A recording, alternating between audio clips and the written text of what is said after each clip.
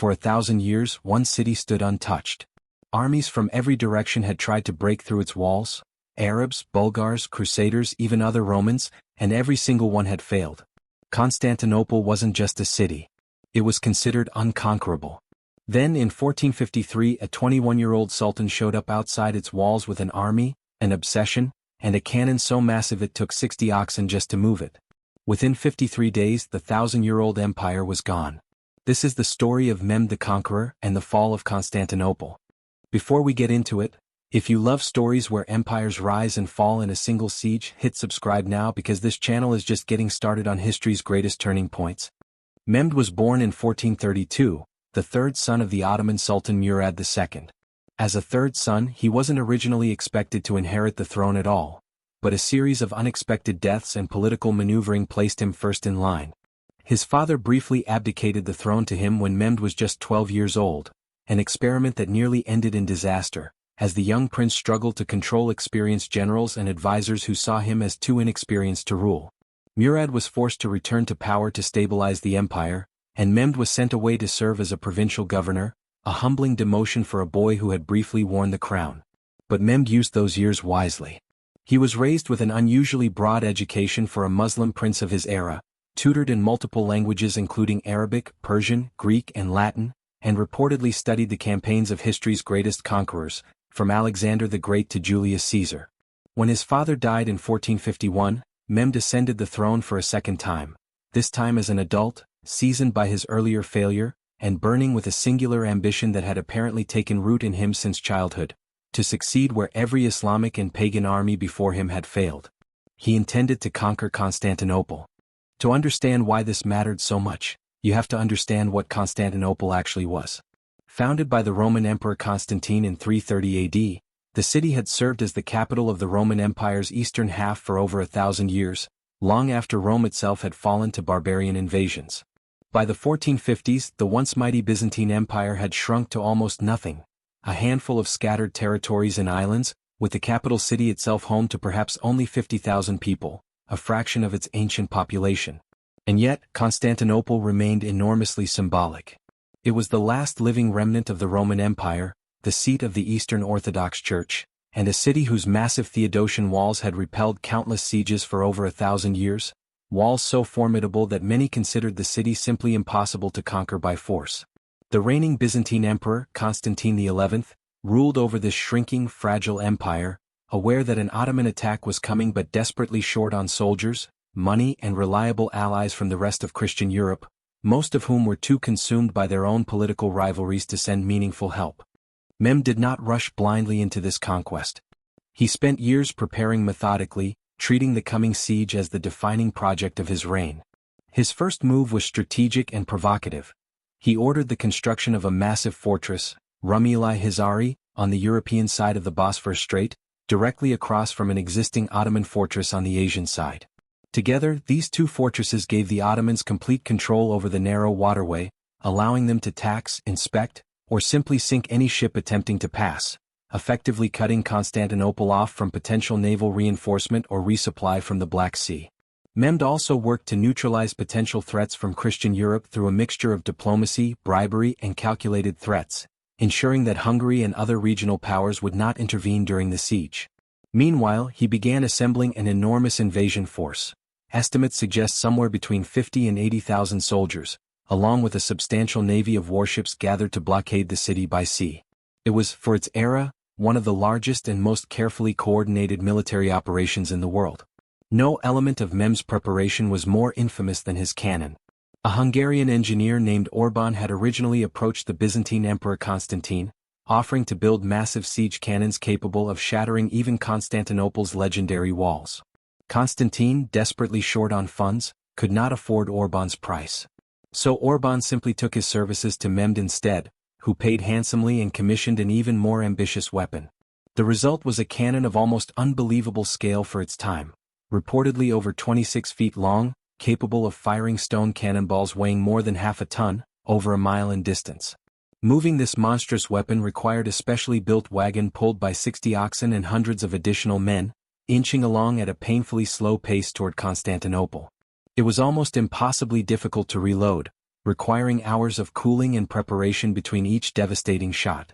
But when it fired, it represented something genuinely new in siege warfare: gunpowder artillery powerful enough to threaten walls that had stood unbroken for over 1,000 years.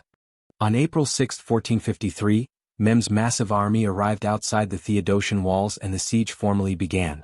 Inside the city, Emperor Constantine commanded a defense force that historians estimate at only around 7,000 or 8,000 soldiers, a fraction of the size of the besieging Ottoman army, supplemented by a small number of foreign volunteers, most notably a Genoese military commander named Giovanni Giustiniani, who arrived with several hundred experienced soldiers and quickly became Constantine's most trusted battlefield commander. Despite the overwhelming numerical disadvantage, the defenders held remarkably well in the early weeks. The ancient walls, though battered by cannon fire, were repaired nightly by desperate civilians and soldiers working in the darkness, filling gaps with rubble, wood, and anything else available. Ottoman assaults were repeatedly repelled with heavy casualties on both sides. Mehmed, increasingly frustrated by the slow progress and the enormous cost of maintaining such a massive army in the field, began exploring increasingly creative solutions to break the deadlock. One obstacle in particular stood in Mehmed's way: the Golden Horn, a narrow inlet protected by a massive chain the Byzantines had stretched across its entrance, physically blocking Ottoman ships from entering and threatening the city's less defended sea walls. Byzantine and allied ships inside the Horn remained safe behind this barrier, and Ottoman naval assaults against it had repeatedly failed. Mehmed's solution to this problem became one of the most legendary engineering feats of the entire siege. Over a single night, Ottoman engineers constructed a greased wooden track running overland, bypassing the chain entirely, and Mehmed's soldiers physically hauled dozens of warships overland on rollers, launching them directly into the Golden Horn from behind the Byzantine defenses.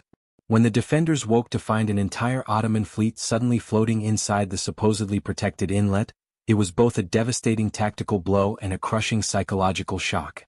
The city's defenses, already stretched to their absolute limit, now had to guard against attack from yet another direction. By late May, after weeks of relentless bombardment and dwindling supplies, the defenders were exhausted, depleted, and increasingly desperate. On the night of May 28 into the early hours of May 29, Mehmed launched his final, decisive assault, sending wave after wave of troops against the crumbling walls in a coordinated attack from multiple directions simultaneously. The defense held for hours against overwhelming odds, until a small postern gate called the Kirkoporta was discovered left unlocked, allowing a group of Ottoman soldiers to slip inside the walls undetected. Around the same time, the Genoese commander Giustiniani was severely wounded and evacuated from his post, and his departure caused panic and collapse among the exhausted defenders. Emperor Constantine XI, seeing the city was lost, reportedly tore off his imperial insignia and threw himself into the final chaotic fighting near the walls, choosing to die as a soldier rather than survive as a captured emperor. His body was never definitively identified afterward. By the morning of May 29, 1453, after standing for over 1,100 years, Constantinople had fallen. Mehmed entered the city in a formal triumphant procession, reportedly riding directly to the Hagia Sophia, the greatest cathedral in the Christian world at the time, where he ordered it converted into a mosque, a transformation that stood as a powerful symbol of the new order. Rather than simply destroying the city, Mehmed moved quickly to rebuild and repopulate it, actively inviting Greeks, Armenians, Jews, and Muslims from across his empire to resettle there, and granting various religious communities significant autonomy to practice their own faiths and manage their own affairs under Ottoman rule. Constantinople, soon to be known increasingly as Istanbul, was declared the new capital of the Ottoman Empire, replacing the earlier capital of Edirne. Mehmed's conquest didn't stop there. Over the following decades of his reign, he continued expanding Ottoman territory across the Balkans and parts of Anatolia, earning himself the title history remembers him by: Mehmed the Conqueror, or in Turkish, Fatih Sultan Mehmed. The fall of Constantinople is considered by many historians as one of the defining turning points between the medieval and modern eras, the final end of the Roman Empire's thousand-year eastern continuation, and the emergence of the Ottoman Empire as one of the dominant powers of the coming centuries, stretching eventually across 3 continents. Mehmed himself continued ruling until his death in 1481, transforming his empire into a genuine multi-ethnic, multi-religious power center, blending Islamic, Byzantine, and Turkish administrative traditions into something entirely new. For the Ottomans, Mehmed became a legendary founding figure, the sultan who achieved what generations of Islamic rulers before him had dreamed of and failed to accomplish. For the wider world, the fall of Constantinople sent shockwaves through Christian Europe, cutting off traditional overland trade routes to Asia and indirectly pushing European powers toward new maritime routes. A chain of events that would eventually help spark the age of exploration itself. A single 53-day siege had reshaped the map of the world. Mehmed proved that no wall, no matter how legendary, could stand forever against the right combination of ambition, engineering, and sheer will.